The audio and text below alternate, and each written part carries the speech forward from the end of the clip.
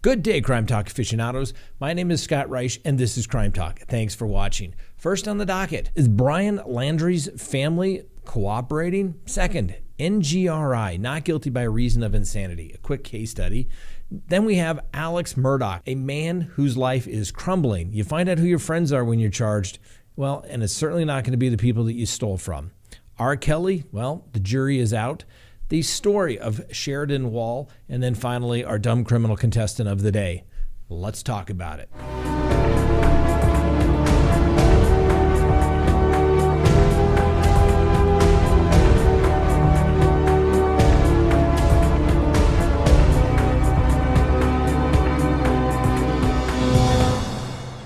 Good day, Crime Talk aficionados. My name is Scott Reich, and this is Crime Talk, the most fact-driven, unbiased true crime channel. The channel where a practicing criminal defense attorney explains the facts, the procedure, and the law to cold cases and current true crime cases. Welcome. If you've not already done so, please hit the subscribe button, hit the thumbs up, hit the bell so you receive notifications of when we go live, and leave me a comment below about what you think about what we talked about today. Now, don't forget, you can listen to the show and past shows by downloading Crime Talk on your favorite podcasting app like Apple and Spotify. All right, let's also, before we get started, support the people supporting Crime Talk. Go to the link, crimetalkprep.com, and get your 4 weeks of an emergency food supply kit. Now, in today's world of supply chain shortages and unknown changing rules, you don't know what will be next. You have to be prepared for the unexpected. When you go to crimetalkprep.com, go to the link, you will receive $50 off and free shipping. When incredible things happen, riots, civil unrest, natural disasters, and food supply chain has shortages, you need to take care of yourself and your family. Go to crimetalkprep.com. Get your emergency food supply today. All right, first on the docket. Are the Laundries cooperating with the FBI? Well, the FBI on Sunday took several personal items belonging to Brian Laundrie in hopes of building a DNA profile of Gabby Petito's missing fiancé, according to the family's attorney. Now, investigators visited the Northport, Florida home of the Laundries, who cooperated with agents, according to their attorney. The FBI requested some personal items belonging to Brian Laundrie to assist them with DNA matching, and Brian's parents provided the FBI with what they could. While FBI agents were visiting Laundrie's parents in Florida, Petito's loved ones eulogized her at a funeral also on Sunday. They remembered her zest for life and obviously thought about the senseless death in this particular case. Now, obviously, most people know by now, but Petito's body was found in the Teton National Forest on September 19th. A medical examiner had ruled the 22-year-old woman's death a homicide, but has not yet released the specific cause of death. Now, Laundrie was named a person of interest in Petito's disappearance before she was found dead, but has not yet been named as a suspect in her presumed murder.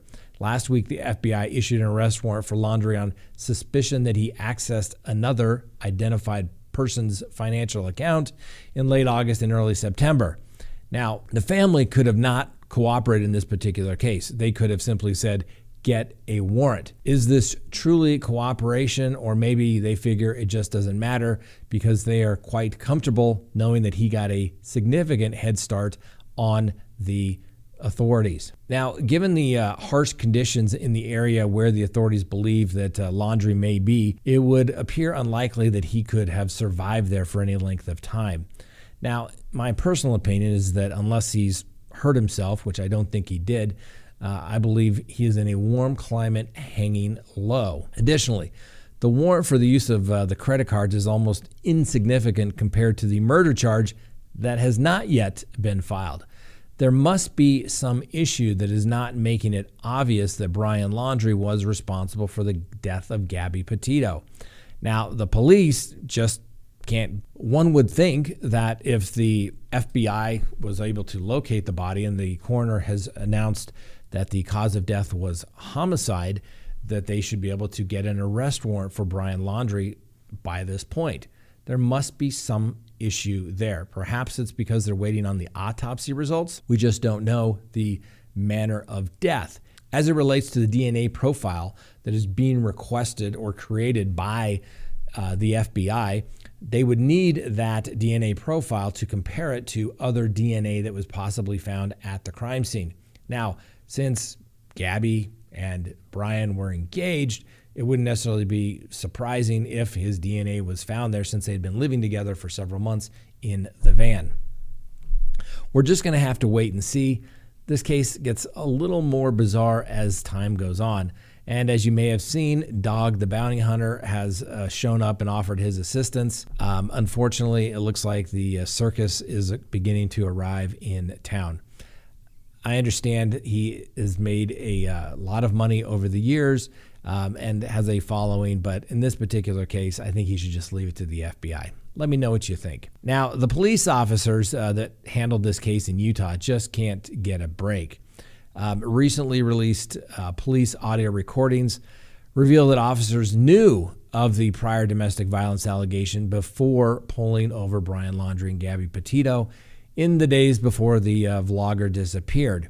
Now, minutes before the couple were pulled over, an unidentified male caller told the dispatcher that the gentleman was slapping the girl and hitting her near a store in Moab, Utah around 4:30 p.m.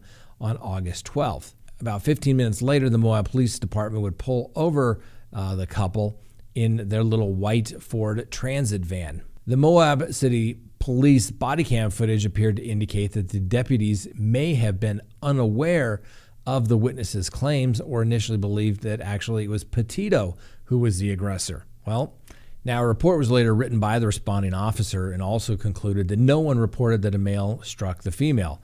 Well, that contradicts these reports and shows the dispatcher did in fact inform the officers of the allegations that Laundrie had been the aggressor. And you can hear the recording here, but the reporting party states that he sees the male in a domestic dispute. He got into a white Ford Transit van, has a black ladder on the back with Florida license plates. After one of the responding officers asks for the witness's phone number and victim location, dispatcher again indicates that Laundrie had struck Petito. Petito and Laundrie said that they're in love and they're engaged to be married and desperately didn't wish to see anyone charged with a crime. Well, the Moab City Police Department advised the couple to separate for the night and said that they didn't see a reason for filing charges. Now, under Utah law, like most states, officers are required to make an arrest or issue a citation when they have probable cause to believe that an act of domestic violence has been committed. And the city of Moab has also said they will conduct a formal investigation into how the Moab City Police Department handled the August 12th incident between Petito and Laundrie. We'll just simply have to follow this case. Obviously, the more time that goes by, possibly Brian Laundrie is in a warm climate somewhere enjoying a drink on the beach. I personally don't think he's around here, but we'll just wait and see. You never know what twist or turn they will take. His parents certainly had something planned, I think, when they went camping, probably some sort of an escape route, and the parking of the car at the nature preserve, I think, was simply a decoy. But you have to remember, he wasn't charged with any crime at the time, so the parents probably aren't going to face any culpability as it relates to helping him get away because there was no crime charged. All right, next on the docket, let's talk about NGRI. Now, there's been a lot of talk about cases these days where the defendant is either not competent or possibly NGRI, not guilty by reason of insanity. Well, it is not a free pass. It is not a get out of jail free card that many people think that it possibly is. Let's take a quick case example. John Hinckley Jr.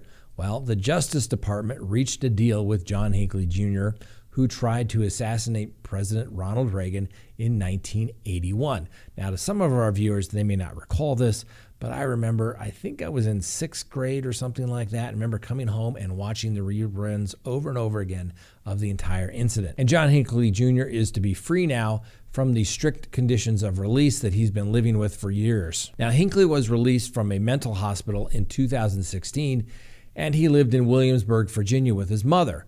The deal would grant him unconditional release without restrictions on his movement or internet activity and would go into effect in June of next year. His lawyer said during a court hearing on Monday, today, that U.S. District Court Judge Paul Friedman said that he would approve the deal. If he hadn't tried to kill the president, he would have been given unconditional release a long, long time ago, according to the court.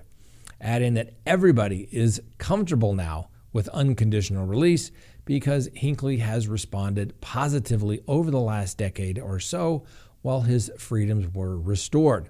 Now, Hinckley was found not guilty by reason of insanity and spent nearly 30 years at the mental hospital. Over that time, he underwent extensive mental health treatment and received permission from judges to visit his family. Now, Friedman released him from the hospital in 2016, and he moved in with his mother, like I said. We'll have to wait and see how he actually does. I hope and wish him well. Clearly, he had some mental health issues. He was found not guilty by reason of insanity, but like I said, it's not a free pass. So all of the cases out there where somebody says, oh, he's going to go NGRI, remember, they're not going home. This was basically an attempted murder case, and he spent 30 years in prison. Obviously, there were several people that were injured as well, not only the president, but he probably would have been free years ago had he been found guilty and he had been actually competent. So it's not a free pass. Certainly, unfortunately, there's so many people in the criminal justice system that have mental health issues, oftentimes undiagnosed, and oftentimes people self-medicate to get them through the day, which usually can lead to problems. So just remember, just because somebody's NGRI doesn't mean they're going home. And they're not going home in most states if they're found not to be competent. They're going to stay until they get them fixed. Next on the docket, Alex Murdaugh. You know, you find out who your friends are when you get charged with a crime. Well, Alex Murdaugh should not expect his friends from his law firm to be there as a friend because, well, now they're victims. So you want to see an example of someone losing everything? Look no further than Alex Murdaugh.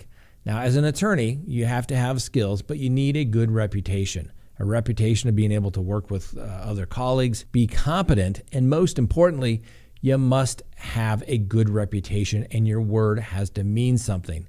Without the bond of your word, frankly, you're just another individual who went to law school.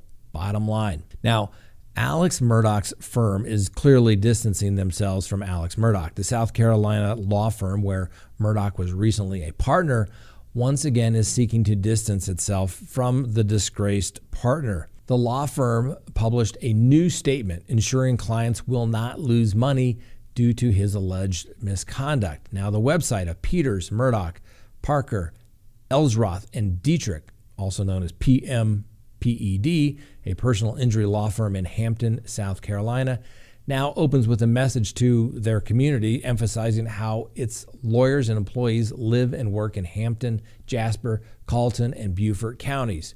Most grew up in the area, attended local schools, worship at area churches, and continued involvement with local civic organizations and charities. The statement goes on and says, we are proud of our communities and are distressed by the tragic situation involving their former partner, Alex Murdaugh. The negative attention that has been brought to the community and to their firm is regrettable. The firm states that Alex Murdaugh's resignation earlier this month, alleging that he misappropriated at least $1 million in funds. Now, since then, he's allegedly plotted his own death, provided a gun to his former legal client and alleged drug dealer, Curtis Eddie Smith, to shoot him in the head so that his surviving son, 26-year-old Buster Murdaugh, could collect a $10 million life insurance policy. But Smith allegedly only grazed him. Now, in this statement, the firm further claims to be a robust firm with skilled, experienced attorneys who represent their clients with a fierce commitment to obtaining justice. The statement also stressed that no client will experience any financial loss as a result of Alex Murdaugh's alleged misconduct. They state that they are shocked and dismayed to learn about Alex's violation of our principle and code of ethics. He lied and he stole from us. No member of the firm was aware of Alex's scheme. And the statement continues on and says, when we learned he betrayed our trust, we requested his resignation immediately. And they also state, we have yet to speak to anyone who was aware of his addiction to opioids. The firm was founded by Alex Murdaugh's great-grandfather, Randolph Murdaugh Sr., in 1910, and its website still lists his brother, Randolph Murdaugh IV, as a partner. Their father, Randolph Murdaugh III, was also worked into practice until he passed away in June from a long-time illness. Now, the statement, it's a long one, says, while Alex's situation is tragic, be assured the firm is strong and focused on representing its many clients. It states that the firm provides legal services locally and statewide. We hold ourselves out to the highest ethical standards in handling the client's cases. And it further states that despite the widespread recent publicity, we continue to work to represent our clients with the same diligence and professionalism prior to the discovery of Alex's misdeeds. The funds taken by Alex will not affect current or future firm operations, and no client will suffer a financial loss as a result of Alex Murdaugh's misconduct. The firm also addressed the report about the lawsuit and settlement resulting from the death of Murdaugh's family's longtime nanny and housekeeper, Gloria Satterfield. The South Carolina Department of Law Enforcement Division, SLED, recently opened an investigation into the 57-year-old Satterfield's 2018 death and the handling of her estate. Now, lawyers representing her sons claim that Murdaugh and others arranged a $505,000 settlement, as well as a second $4.3 million settlement with a different insurer following Satterfield's death. But her sons and only heirs have never seen any of the money. Now, if these reports are accurate, the firm states that they are stunned that it occurred, and they also say it's important for everyone to know that the firm did not represent Alex in that case. In fact, his insurance company hired counsel to represent him. Like many of you, we have lots of questions about Alex and what has recently come to light. We don't know the answers, but we will continue assisting law enforcement and other authorities in an effort to find the truth. The statement continued that they're committed to representing their clients and their community. So let's take and analyze that statement just a little bit. First, the firm is clearly stating that they are not aware that Alex Murdaugh had any sort of opioid addiction. That is very possible. Sometimes people that are addicted to opioids can basically semi-function somewhat. I bet there's probably a lot of circumstances where they're looking back in hindsight and saying, I guess that makes a little more sense now. Maybe some weird or erratic behavior. But they're clearly distancing themselves, saying they are not aware of it. Now, as it relates to the money, yes, the clients are not going to be harmed. More than likely, the firm had insurance, and they could make a claim against their insurance company as it relates to any funds that were stolen. Additionally, it could be a cash call for all the partners where they have to pony up based upon their percentage and ownership in the firm and make sure those funds get put back in there immediately. I could only imagine the nightmare that that firm is going to have to deal with a complete audit and accounting, not only by their CPAs and forensic people, but more than likely the state bar will come in as well. It is going to be a mess. And let's face it, Alex Murdaugh, and one of the 12 undeniable truths of being a criminal defense lawyer that I've learned, you can watch that video. I'm telling you, it seems like everybody has a separate life. These people at this firm worked with him, like most attorneys, 5-6 days a week, and they didn't notice anything out of the ordinary. These latest developments may show that Alex Murdaugh completely snowed everybody, and he may be the biggest manipulator around that we have seen in a long, long time. Now, speaking of alleged manipulators, let's talk about R. Kelly. Well, a New York City jury resumed deliberations today at the sex trafficking trial of R. Kelly. Jurors began the day by sending a request to the judge asking for transcripts of testimony by 2 former Kelly employees and for a legal clarification. Now, In most circumstances, when the jury requests a transcript, the court says you can't have a transcript. Why?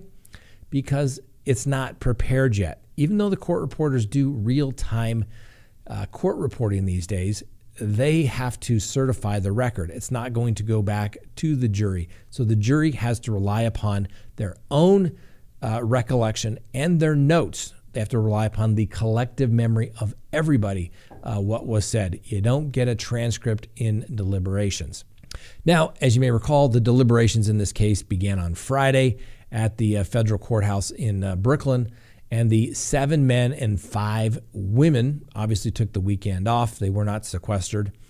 And these individuals will have to decide whether Mr. Kelly is guilty or not guilty of the multiple violations of the Mann Act, which make it illegal to transport anyone across state lines for an immoral purpose, as well as allegations of racketeering, and as well as sexual abuse against many alleged victims. Tough job for the jury. The juries usually want to make sure they get it right and they want to be accurate.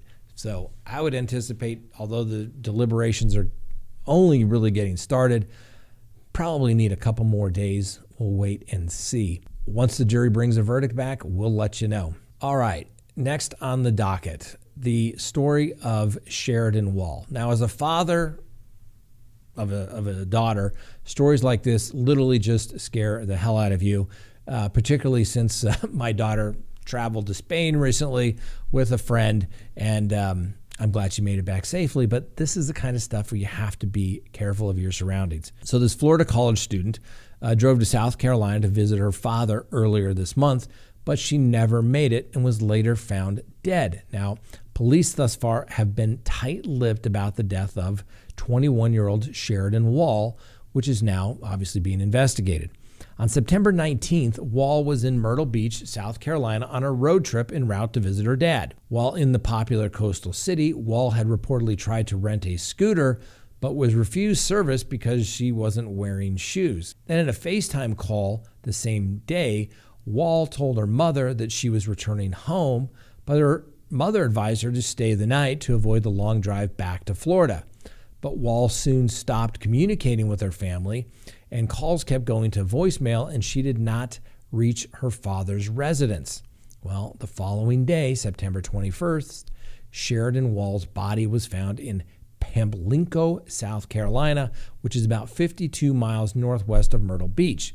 The body was located behind the Hannah-Salem Friendfield Fire Department, but her car was discovered elsewhere, crashed and burned in a ditch about 10 miles away. Now, witnesses report that they saw a white male driving or fleeing from the scene.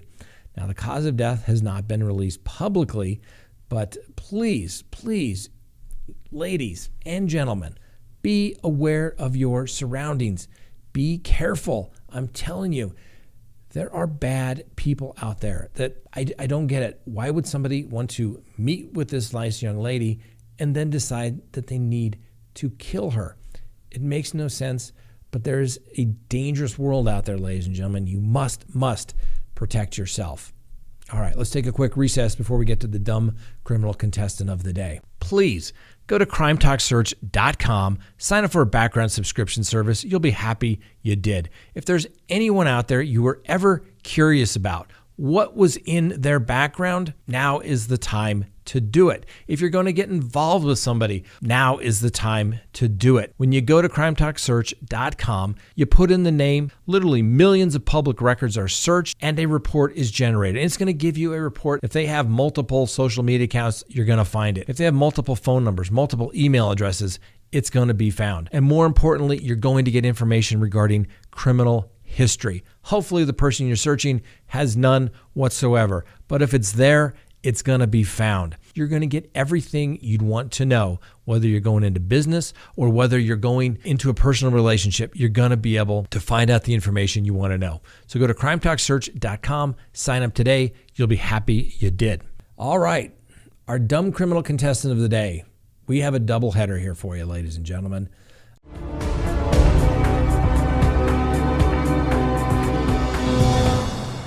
A Maryland man assaulted his wife after she FaceTimed him while having sex with another man inside a car parked outside of the Best Western in a hotel in Pennsylvania.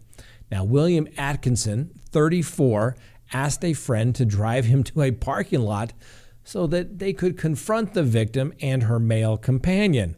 The duo, Atkinson told police, were egging him on during the FaceTime call. Can you just imagine? When Atkinson arrived at the parking lot in Somerset on September 21, he struck the other man, and then the unknown male fled the scene. Now, according to the probable cause affidavit, it answers a few of the obvious questions raised by the incident. Atkinson then allegedly punched and kicked the 32-year-old spouse. The beating left the woman, whom Atkinson said was his wife of 3 years, severely bruised and bleeding heavily from her face, nose, and mouth. Now, while Atkinson claims to have only hit the victim with an open hand, that's right, just slapped her, a witness reportedly saw him actively kicking her in the face. And, well, guess what? The police seized Atkinson's shoes, one of which was covered in blood. Good circumstantial evidence there. And then the witness's direct testimony, certainly not working out well for Mr. Atkinson. Well, it turns out the victim, not surprisingly, was extremely intoxicated and uncooperative with the police. That's right. If she had just been a better spouse, this never would have happened. I'm sure that's what she's going to tell the victim advocates when she recants everything that went on the entire day. Now, Atkinson has been charged with aggravated assault, a felony, and reckless endangerment, a misdemeanor, and he's being held in jail on a $30,000 bond. Now, why does Mr. Atkinson get the dumb criminal contestant of the day?